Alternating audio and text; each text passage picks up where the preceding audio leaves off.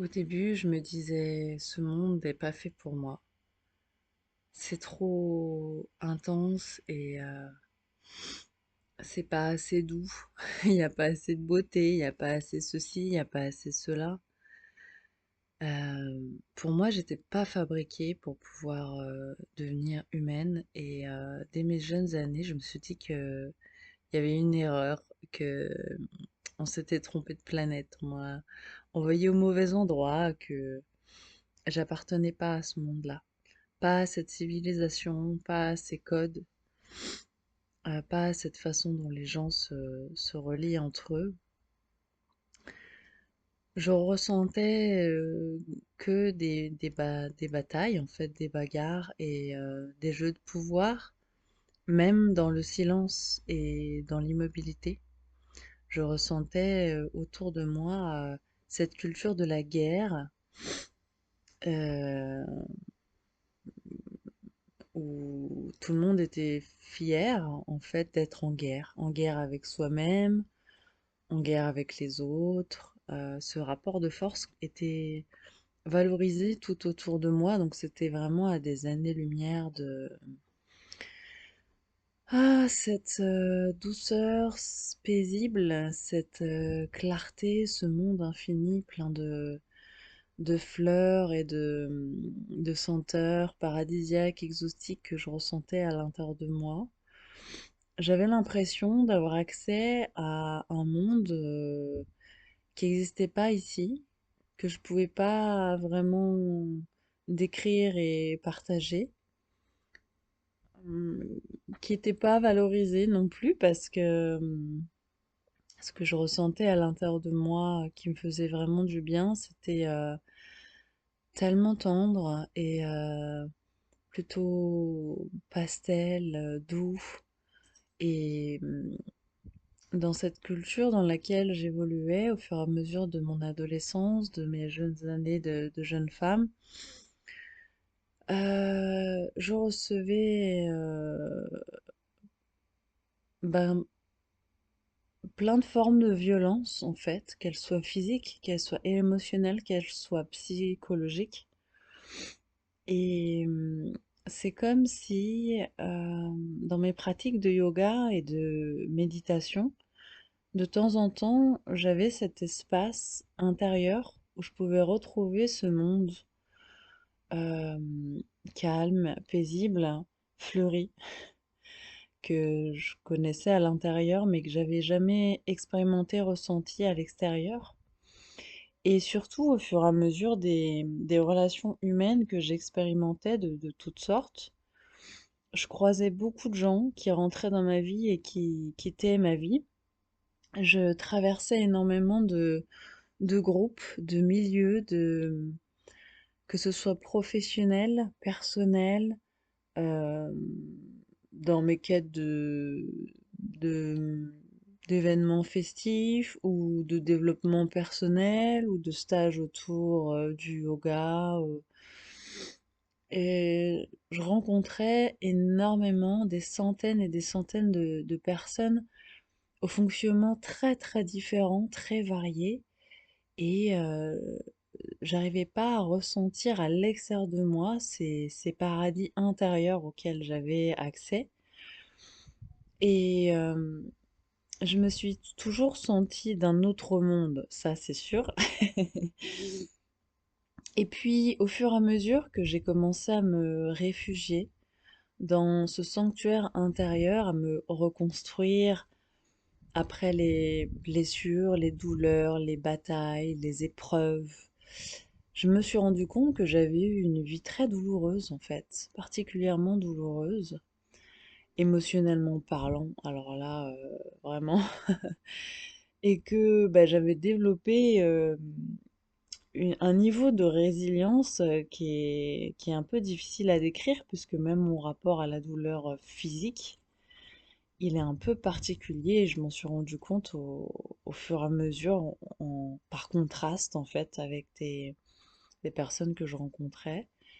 Et malgré ma grande sensibilité, bah, j'ai commencé à croire davantage en moi-même et à réaliser à quel point j'étais forte, à quel point j'avais développé des forces inouïes que j'arrivais pas forcément encore à nommer, à palper.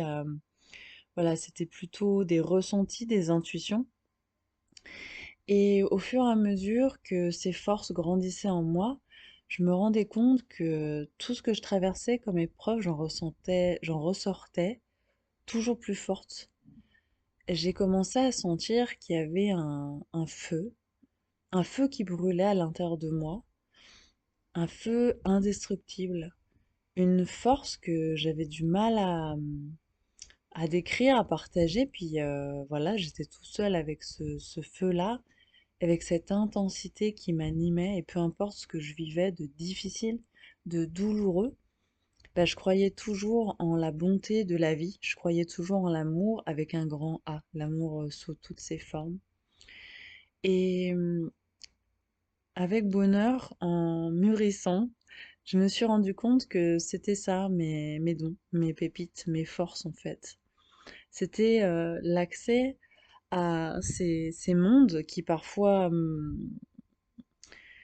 avaient des allures de futur, comme un futur idéal, coopératif, compatissant, en paix, où chacun est en paix avec lui-même, n'a rien à prouver, où des groupes d'humains sont capables de coopérer, de co-créer ensemble des choses magnifiques, où ils sont dans ce cœur joyeux d'enfant, émerveilleux, curieux, et où il y a une forme d'harmonie en fait entre tous les règnes, c'est-à-dire entre la nature, les peuples des animaux, donc végétaux, animaux, minéraux et les humains. Et pour moi, c'était plus naturel, plus évident en fait.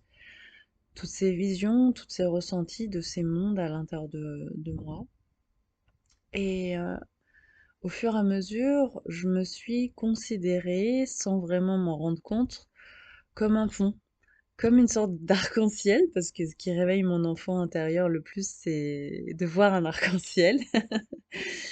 Alors, au fur et à mesure, je me suis vraiment considérée comme un pont entre ces mondes idylliques, à mon sens, qui m'animent, qui m'habitent en fait, que je représente. Et ce monde humain dans lequel j'évolue et qui est pas toujours évident, et qui m'a donné tellement de fil à retordre pour y naviguer sereinement. Et maintenant que je ressens ce pont arc-en-ciel que je suis, ben je le vois de plus en plus, en particulier chez mes enfants, qui m'ont montré ces nouveaux niveaux.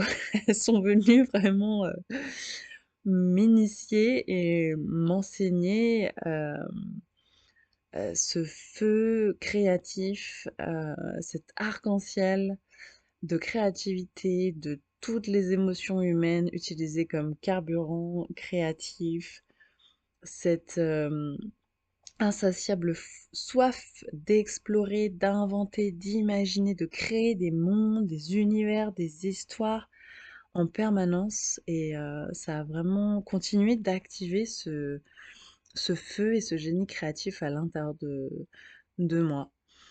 Et je voulais partager mon histoire de cette façon, d'une façon un peu poétique, euh, comme un message d'espoir, et aussi pour faire sentir à quel point, bah, en fait, on est tous, chacun de nous est une personne ressource, mais sur des domaines différents, à des intensités différentes.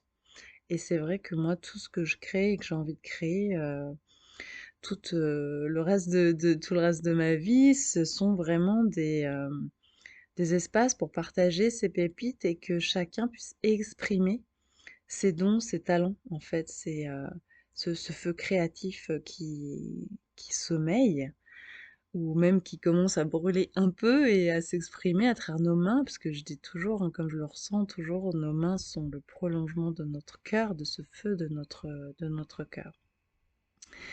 Donc voilà, en espérant que ça puisse être inspirant, euh, que certains puissent plonger aussi dans les formations en ligne d'intelligence émotionnelle par l'art, bah, j'ai inventé parce que, je trouvais pas vraiment, ce qui me faisait du bien et puis surtout, bah, je trouve que j'ai dû apprendre ces 20 dernières années avec la méthode dure, quoi. Et ben, moi, je trouve qu'on peut le faire, mais de façon beaucoup plus fun et plus créative. C'est pour ça que j'avais vraiment envie, que tout ce que je transmette soit par l'art, par la voie de la beauté et que ce soit ludique, en fait, que ce soit fun. Parce que, moi, ce qui m'intéresse maintenant, à ce stade de ma vie, c'est d'expérimenter, l'expérience humaine comme étant fun. Même dans les moments plus difficiles. En fait, ce fun de comment je vais traverser, comme quand on fait une aventure, en via ferrata ou qu'on escalade un truc qui nous paraît impossible ou je me suis tellement dépassée, en fait, dans ma vie que, je sens, cette confiance aussi dans ma capacité à m'adapter, à développer toujours des nouvelles ressources.